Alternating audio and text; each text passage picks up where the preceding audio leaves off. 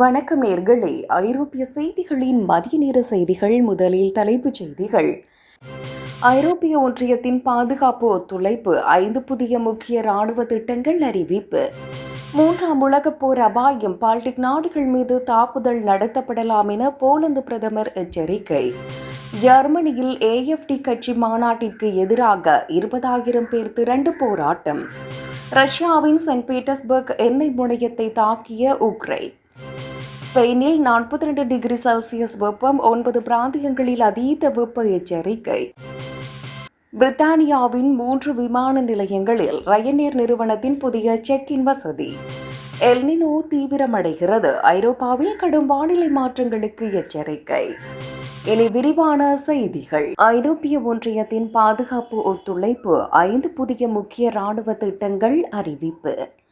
ஐரோப்பிய ஒன்றிய நாடுகளிடையே பாதுகாப்பு ஒத்துழைப்பை மேம்படுத்தும் நோக்கில் 5 புதிய முக்கிய ராணுவ திட்டங்களை ஐரோப்பிய ஆணையம் அறிமுகப்படுத்தியுள்ளது. பிராந்திய பாதுகாப்பு தேவைகளை எதிர்கொள்ளவும் கூட்டாக செயல்படும் திறனை அதிகரிக்கவும் இந்த திட்டம் வழிவகுக்கும் என எதிர்பார்க்கப்படுகிறது. நவீன தொழில்நுட்பம் மற்றும் ராணுவ உபகரணங்களை உருவாக்குவதில் உறுப்பு நாடுகளுக்கு இடையே ஒருங்கிணைப்பை ஏற்படுத்துவதே இதன் முதன்மை நோக்கம். இந்த திட்டங்களின் மூலம் ஐரோப்பிய ஒன்றியத்தின் தற்காப்பு திறன் வலுவடைவதோடு உலகளாவிய சவால்களை சமாளிப்பதில் நாடுகள் மேலும் ஒருங்கிணைந்து செயல்படும். அதிகரித்து வரும் சர்வதேச பாதுகாப்பு அச்சுறுத்தல்களை கருத்தில் கொண்டு இத்தகைய கூட்டு முயற்சிகள் அத்தியாவசியமானதாக கருதப்படுகிறது. பல கோடி யூரோ மதிப்பிலான இந்த முதலீடுகள் ஐரோப்பிய ஒன்றியத்தின் ராணுவ தற்சார்பு நிலையை அடைய முக்கிய மைல்கல்லாக அமையும் என்று ஆணையம் தெரிவித்துள்ளது. 3ஆம் உலகப் போர் அபாயம், பால்டிக் நாடுகள் மீது தாக்குதல் நடத்தப்படலாம் என போலந்து பிரதமர் எச்சரிக்கை. ரஷ்யா அடுத்த சில மாதங்களுக்குள் பால்டிக் நாடுகள் மீது தாக்குதல் நடத்தக்கூடும் என்று போலந்து பிரதமர் எச்சரிக்கை விடுத்துள்ளார். இந்த எச்சரிக்கை சர்வதேச அளவில் 3ஆம் உலகப் போர் குறித்த அச்சத்தை மீண்டும் தீவிரப்படுத்தியுள்ளது. உக்ரைன் போரின் தொடர்ச்சியாக பால்டிக் நாடுகளுக்கும் ரஷ்யாவின் இலக்காக மாற வாய்ப்புள்ளதாக அவர் சுட்டிக்காட்டியுள்ளார். ஐரோப்பிய நாடுகளின் பாதுகாப்பை உறுதி செய்ய உடனடி ராணுவ தயார்நிலை தேவை என்பதை இந்த பேச்சு வலியுறுத்துகிறது. நேட்டோ நாடுகள் இத்தகைய அச்சுறுத்தல்களை மிக கவனத்துடன் எதிர்கொள்ள வேண்டும் எனவும் அவர் வலியுறுத்தி கேட்டுக்கொண்டுள்ளார். பிராந்தியத்தில் போர் பதற்றம் அதிகரித்து வரும் நிலையில் இந்த எச்சரிக்கை உலக நாடுகளிடையே பெரும் பரபரப்பை ஏற்படுத்தியுள்ளது.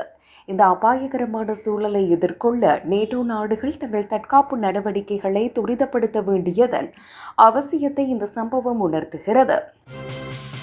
ஜெர்மனியில் AfD கட்சி மாநாட்டிற்கு எதிராக 20,000 பேர் திரண்டு போராட்டம். ஜெர்மனியில் வலதுசாரி கட்சியான AfD நடத்திய கட்சி மாநாட்டிற்கு எதிர்ப்பு தெரிவித்து சுமார் 20,000 பேர் வீதிகளில் இறங்கி போராட்டத்தில் ஈடுபட்டனர். அந்நாட்டின் ஜனநாயக விழுமியங்களுக்கு இந்த கட்சி அச்சுறுத்தலாக இருப்பதாக கருதி மக்கள் பெருந்திரளாக கூடி தங்கள் எதிர்ப்பை பதிவு செய்தனர். மாநாடு நடைபெற்ற இடத்தை சுற்றி மக்கள் மனித சங்கிலி அமைத்து முழக்கங்களை எழுப்பியும் தங்களின் அதிருப்தியை வெளிப்படுத்தினர். தீவிரவாத மற்றும் இனவாத போக்கு கொண்ட இந்த கட்சிக்கு எதிரான இந்த அமைதி போராட்டம் ஜெர்மனியின் அரசியல் சூழலில் பெரும் தாக்கத்தை ஏற்படுத்தியுள்ளது. போராட்டத்தின் போது எவ்வித அசம்பாவிதங்களும் நடைபெறாமல் இருக்க காவல்துறையினர் பலத்த பாதுகாப்பு ஏற்பாடுகளை செய்திருந்தனர். நாட்டில் நிலவும் அரசியல் துருவ முனைப்பு மற்றும் சமூக பிரிவினைகளுக்கு எதிராக பொதுமக்களின் இந்த எழுச்சி முக்கிய பதிவாக கருதப்படுகிறது. ரஷ்யாவின் செயின்ட் பீட்டர்ஸ்பர்க் எண்ணெய் முனையத்தை தாக்கிய உக்ரைன்.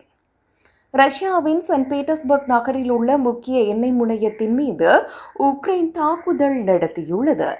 ட்ரோன்கள் மூலம் நடத்தப்பட்ட இந்த தாக்குதலால் அப்பகுதியில் பெரும் தீ விபத்து ஏற்பட்டதாக தகவல்கள் தெரிவிக்கின்றன.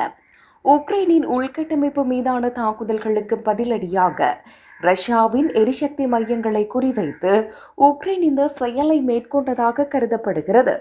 இந்த தாக்குதல் ரஷ்யாவின் பொருளாதார மற்றும் விநியோக சங்கிலியில் பெரும் பாதிப்பை ஏற்படுத்தக்கூடும் என்று இராணுவ ஆய்வாளர்கள் கருதுகின்றனர்.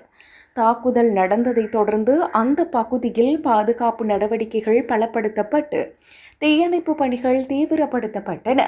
உக்ரைன் ரஷ்யா போரில் இது ஒரு முக்கிய திருப்பமாகவும் ரஷ்யாவின் ஆழமான பகுதிக்குள் உக்ரைன் தனது தாக்குதல் திறனை விரிவுபடுத்தியுள்ளதையும் காட்டுவதாக அமைகிறது. ஸ்பெயினில் 42 டிகிரி செல்சியஸ் வெப்பம், 9 பிராந்தியங்களில் அதீத வெப்ப எச்சரிக்கை. ஸ்பெயினில் வெப்பநிலை 42 டிகிரி செல்சியஸை எட்டியுள்ளதால் அந்நாட்டின் 9 பிராந்தியங்களில் அதீத வெப்பம் குறித்த எச்சரிக்கை விடுக்கப்பட்டுள்ளது. கடும் வெப்ப அலை வீசி வருவதால் பொதுமக்களின் பாதுகாப்பு கருதி அரசு பல்வேறு முன்னெச்சரிக்கை நடவடிக்கைகளை எடுத்துள்ளது. குழந்தைகள், முதியவர்கள் மற்றும் உடல்நல பாதிப்பு உள்ளவர்கள் நண்பகல் நேரத்தில் வெளியே செல்வதை தவிர்க்குமாறு சுகாதாரத்துறை அறிவுறுத்தியுள்ளது. அதிக வெப்பநிலை காரணமாக காட்டுத்தீ பரவும் அபாயம் உள்ளதால் தீயணைப்புத் துறையினர் விழிப்புடன் இருக்குமாறு கேட்டுக் கொள்ளப்பட்டுள்ளனர்.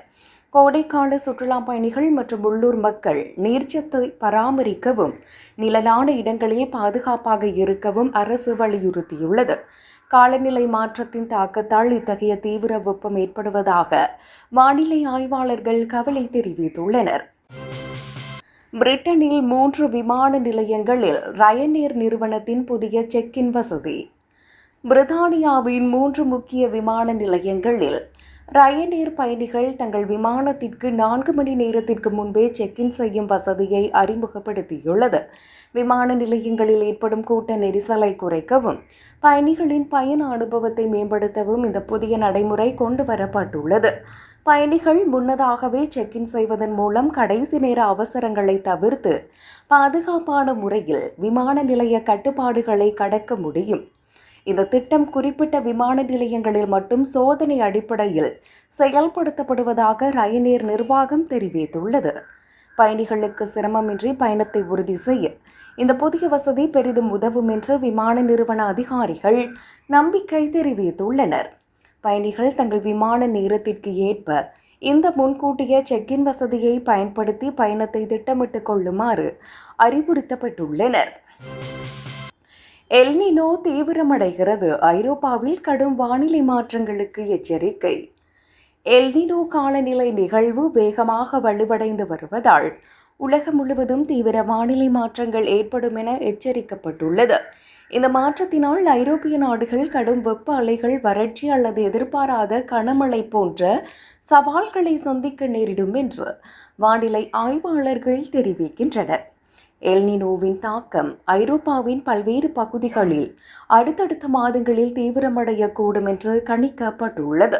விவசாயம், நீர் மேலாண்மை மற்றும் எரிசக்தி துறைகளில் இந்த பாதிப்புகள் நீண்டகால தாக்கத்தை ஏற்படுத்தலாம் என அஞ்சப்படுகிறது. தீவிர வானிலை நிகழ்வுகளை எதிர்கொள்ளவும் பொதுமக்களின் பாதுகாப்பை உறுதி செய்யவும் முன்னெச்சரிக்கை நடவடிக்கைகளை மேற்கொள்ளுமாறு அரசுகள் கேட்டுக் கொள்ளப்பட்டுள்ளன.